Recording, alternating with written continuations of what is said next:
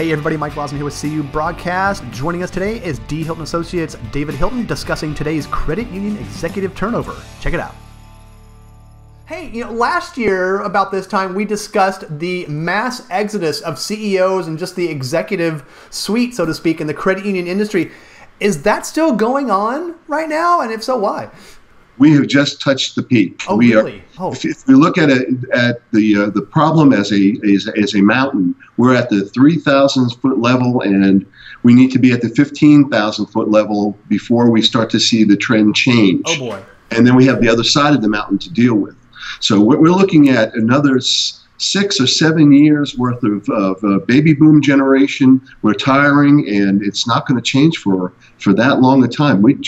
We're just hitting the tip. Really? Oh my God! Because it seems like this, for lack of a better term, this exodus, has been going on for a couple of years now. You'd think things would level off by now, but no, it sounds like we're just in the infancy of it.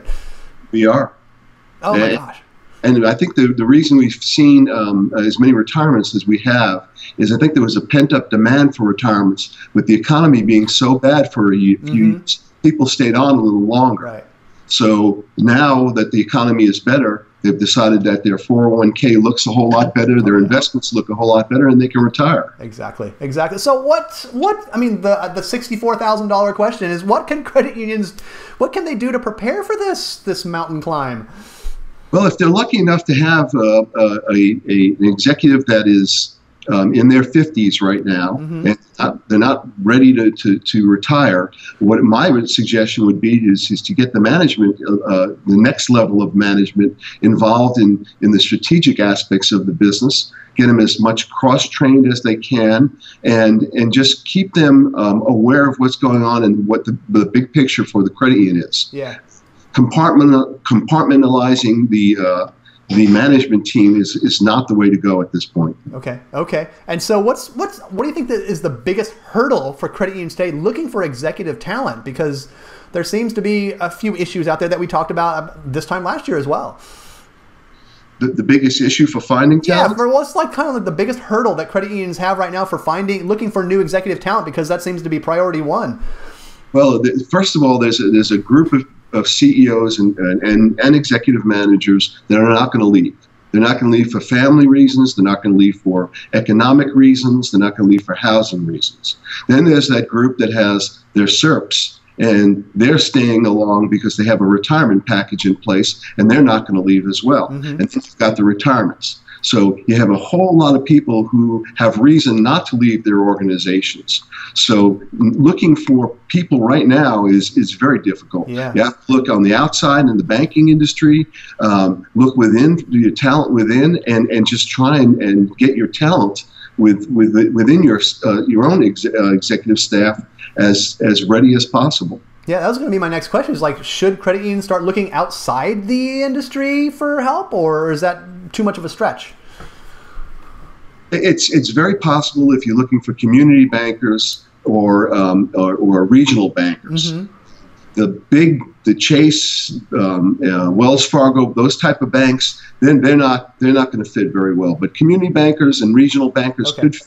The problem though is they're having the same problem that the credit union industry is having. Oh, really? There's no difference. It's the same baby boom generation. Yeah, you're right. They're squeezed as well. Oh my gosh, it sounds like it's quite the quandary for a lot of folks in the financial services industry. I wonder if this is going on in other industries as well, because because of what you just said about the economy. It's like, all right, now we got our finances in order. It's time to get out. Now everyone's looking for scrambling for the executives to fill their positions. It's not only is it a problem in every industry, but the next generation after the baby boom generation is so small relative to the size of the baby boom generation that the pool of talent in the 30-year-olds, 35-year-olds, even the 40-year-olds is very small. Really? So now it's a two-pronged problem. You have a problem that people are retiring, and then the pool of people that are younger is way smaller than the pool of people that are my age, your age today. So it's kind of like if you're in that position, it's kind of almost like a buyer's market, because you can kind of pick and choose where you want to go. It's almost kind of be like a bidding war almost for jobs, sounds like. It is, and the market pricing has gone up dramatically. The biggest problem we're seeing in the industry is in the lending area. Mm-hmm. Finding lenders is almost impossible. It's taking us 9 months now to find a vice president of lending, where it used to take 3 months. Goodness gracious, that's a 9-month. Wow.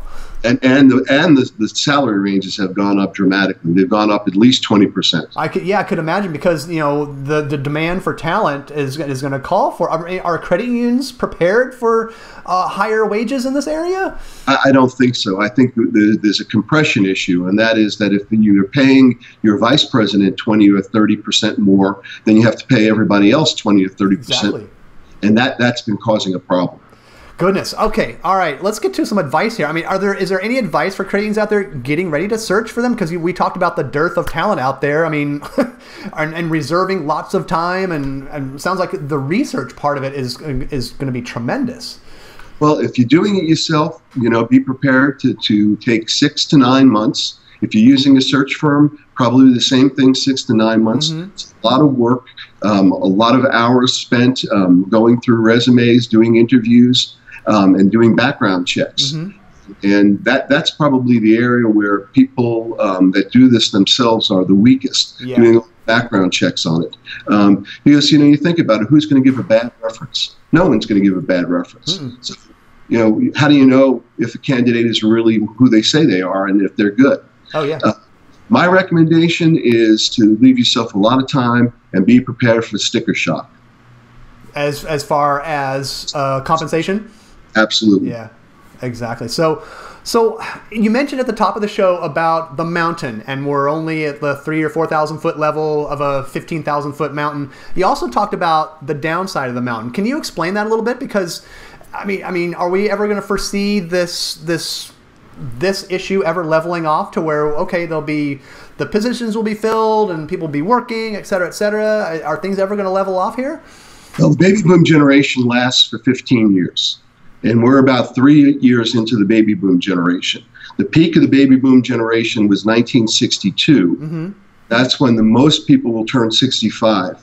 And then from 1962 on, it starts to level downward. But it doesn't level off, it just levels downward. Okay. So 63 is a little bit less, 64 is a little less, but it continues down until 15 years from now. Okay. So we're going to see this for a long time. Yeah, it sounds like you guys really have to know your age demographics, and it sounds like a science almost, because you have to know, the ebbs and the flows of each of the generations and how it affects the work environment. Well, and there's another problem involved with this as well. Rates have been so low for so long. Mm-hmm. So many people out there that have been in their management positions for 10 plus years, and they don't really know how to deal with higher rates. Oh, good point. You're looking at people that may have 10 years experience, even 12 or 15 years experience. They have not ever gone through a rate increase. So they don't necessarily know what to do when the rates go up higher. Oh my gosh, another piece of the puzzle to deal with. All right, to wrap up here, David, I mean, is this massive turn, is it a good or bad thing for the industry? Well, I don't think it's ever good when you lose your leaders. Yeah. And that's what we're going to see. So many of the leaders of our industry are going to be retiring or have retired already. Mm-hmm. We saw 65 retirements for credit unions over $500 million in assets, 65 retirements last year, and we predict another 65 this year. But when all is said and done, the new people coming in, they have special talents. They know a whole lot more about social media. They know a whole lot more about technology. And that's the good thing. They're going to bring those expertise to the table where the executive who's been around 30 years may not have that experience. Right, exactly.